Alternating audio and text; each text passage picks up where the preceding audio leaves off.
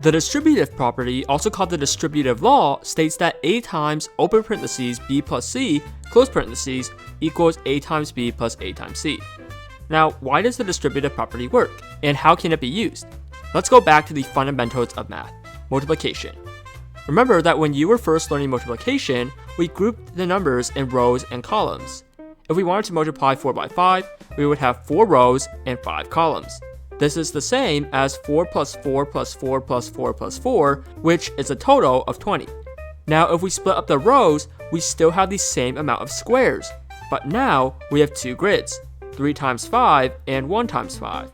Add these together and we get 4 times 5, which we started off with. This is why the distributive property works. Think of it as splitting up the rows, multiplying separately, and then combining at the end. The result remains the same. Now, this also works the other way around. Here, we have 2 grids, a 2 times 6 grid and a 3 times 6 grid. How many squares are there? To find this, we could multiply and then add, but since the columns have the same length, each being 6 long, we can add the number of rows together. 2 plus 3 is 5. Now we know that there are 5 times 6 squares. This is the distributive law in reverse. So now that we've looked at the concept behind the distributive property, how can we use this in real life? Can we use the distributive law to find 4 times 57? To solve this, we could apply the distributive property by splitting the 57. Now, 57 can be split in a variety of ways, but let's split 57 as 50 plus 7. Now, we can use the distributive property. We can let 4 be the A, the 50 can be the B, and the 7 can be the C. Substituting these in, we know that we can rewrite this as 4 times 50 plus 4 times 7. We know that 4 times 50 is 200, and 4 times 7 is 28. Now, we just add these together. 200 plus 28 is 228, so 4 times 57 is 228. Now, what would 10 times 4 plus 10 times 7 equal? Could we use the distributive property here? Let's see. In our expression, both terms have a 10, so let's use this as our A. Now, let's make 4 our B and 7 the C. Notice that our expression now matches the right part of the distributive property. So according to the distributive property, we can rewrite this as 10 times 4 plus 7 in parentheses.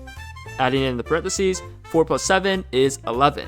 And we know that 10 times 11 is 110. So that's the solution. 10 times 4 plus 10 times 7 is 110. Okay, now why is the distributive property helpful? Consider a harder expression. If we just took this problem outright, we would probably have to work this out by writing the multiplications in the triple digit addition, unless you're some kind of math wizard. And we could do this and we see that this is 1000, but this took a lot of work. However, since we know our distributive property, or at least we should know it, we know that we could approach this another way. Both terms share a factor of 2, so we can let our A be 2. We can make 241 our B and 259 our C. So we can rewrite this as 2 times 241 plus 259 in parentheses. Alright, triple digit addition. 241 plus 259 is 500. And 2 times 500 is easy. 2 times 5 is 10. And add 2 zeros to the end and voila, 1000. That was quick. Okay, maybe not that quick, but quicker than tackling the expression from the go. The distributive property saves time. And that's why the distributive property matters. If you enjoyed this or learned something, don't forget to leave a like and subscribe. And share it with a friend who's taking too long to solve math problems. And that's it for now.